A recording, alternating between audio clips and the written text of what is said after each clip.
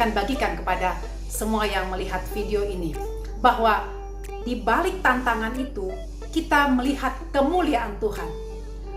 Saya ada membaca satu cerita seorang perempuan yang dari Amerika, berasal dari Amerika, bernama Vanessa. Kalau nggak salah namanya Vanessa O'Brien. Nah, dia itu adalah perempuan yang berhasil mendaki puncak gunung, mencapai puncak gunung Mount Everest. Itu adalah gunung yang paling tinggi. Kalau nggak salah itu tingginya 8.849 meter. Tinggi banget. Nah, ditanya kepada si Vanessa ini, apakah ini gunung yang pertama engkau daki? Dia bilang, tidak, saya ada mendaki beberapa gunung. Nah, waktu ditanya, tapi yang paling tinggi yang dia pernah daki adalah Mount Everest ini. Apa tantangan yang paling sulit yang kamu hadapi waktu kamu mendaki gunung? Dia bilang, kalau fisik saya bisa latih, tapi yang paling sulit adalah melatih mental saya. Mental itulah yang paling sulit yang bisa saya atasi untuk bisa mencapai puncak gunung. Dalam hal ini Mount Everest. Nah, begitu dia bisa mengendalikan mentalnya, dia mempunyai mental yang kuat, dia berhasil mencapai puncak gunung Mount Everest. Saya masuk ke dalam firman Tuhan, khususnya di 1 Raja-Raja 17 dan 18. Itu tentang Nabi Elia. Kita tahu Nabi Elia itu nabi yang besar. Nah, di dalam cerita itu kita tahu bahwa Nabi Elia itu berkata kepada Raja Ahab. Ini Nabi Elia sedang berhadapan dengan seorang Raja Ahab, Raja Israel. Dia berkata, mengenai hujan turun atau tidak turun, katanya, itu tergantung dengan perkataanku. Luar biasa Nabi ini.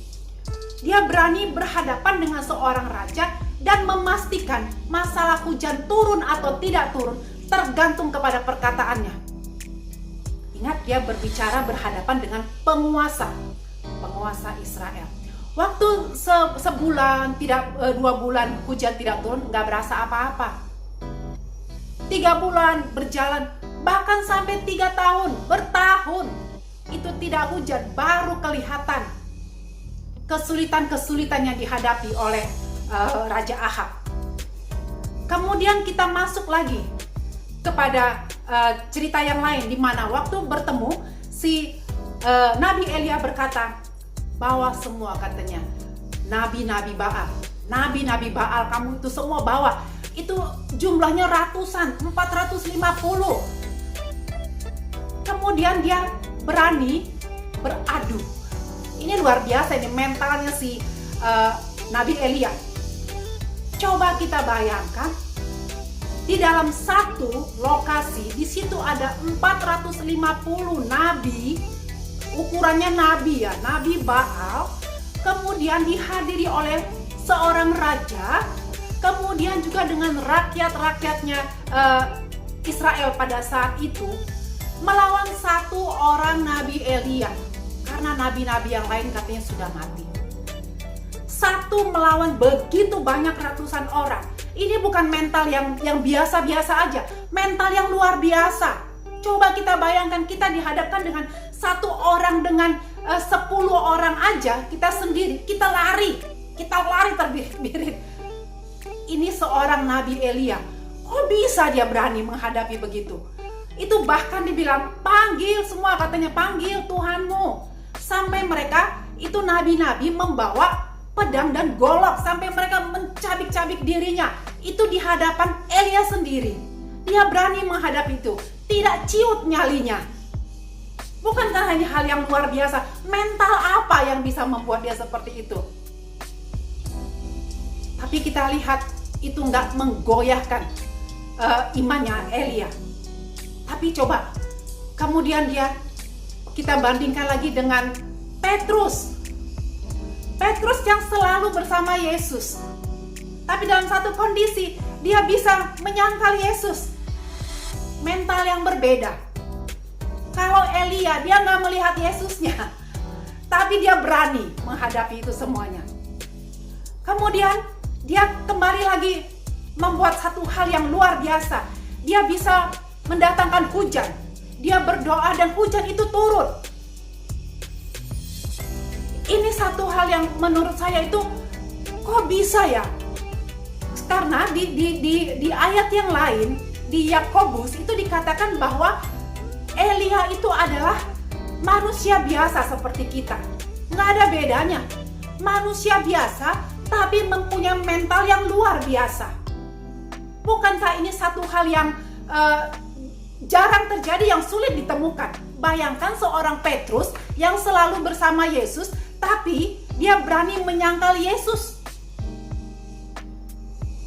Dua orang yang berbeda. Nah, bagaimana waktu itu juga waktu Elia memanggil hujan supaya berdoa supaya hujan turun.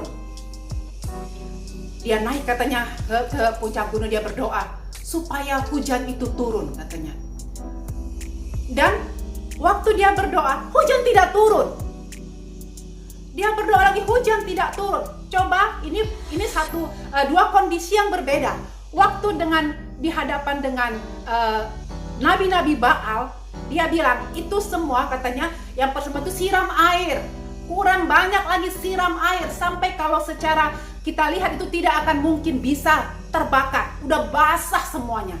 Siram lagi katanya. Begitu dia berdoa, itu langsung api menyambar semuanya korban itu dan hangus semua, terbakar di dalam kondisi yang semuanya sudah air. Dia berdoa dan langsung api menyambar semuanya. Bandingkan waktu dia berdoa supaya hujan turun. Dia berdoa satu kali, hujan tidak turun. Dia berdoa lagi sampai dikatakan di situ dia punya posisi doanya itu katanya sampai dia membungkuk itu. Dia bilang 2 kali tidak jadi turun hujannya. 3 kali tidak juga turun. Ini mentalnya yang luar biasa dipertaruhkan sama dia ya. 4 kali sampai 7 kali. Akhirnya hujan turun dengan lebat. Wah, waktu saya membaca cerita ini itu di dalam 1 Raja-Raja 17 ayat 18. Saya bilang ini mentalnya luar biasa. Itu di hadapan begitu banyak nabi, rakyat Israel, dan kemudian juga raja, dia bisa berhadapan seorang diri, 1 lawan ratusan orang. Demikian juga waktu dia memanggil hujan, berdoa untuk hujan, itu tidak turun langsung, sampai 7 kali. Nah, apa yang membuat mental seorang Nabi Elia bisa seperti itu? Itu yang harus saya pelajari. Saya pikir, saya bolak-balik, saya baca. Nah, kuncinya itu ada di Raja-Raja 18 ayat 36. Ini waktu Elia berhadapan dengan nabi-nabi Baal tadi. Di situ dikatakan, "Ya Tuhan Allah Abraham, Ishak dan Yakub, pada hari ini biarlah diketahui orang bahwa Engkaulah Allah di tengah-tengah Israel, dan bahwa aku ini hamba-Mu." Nah, ini dia. "Dan bahwa atas firman-Mu lah aku melakukan segala perkara ini." Atas firman-Mu lah aku melakukan segala perkara ini. Ini kuncinya. Mental Elia itu bisa menghadapi semua yang dia lihat. Secara fisik dia melihat tuh mereka mencabik-cabik dirinya dengan pedangnya, berdarah-darah. Dia nggak takut, dia nggak gentar. Di depan ratusan orang dia nggak gentar. Dia bertahan dengan firman Tuhan. Dia bilang, atas firman-Mu lah. Ini luar biasa, ini dia kuncinya. Atas firman-Mu lah aku melakukan segala perkara ini.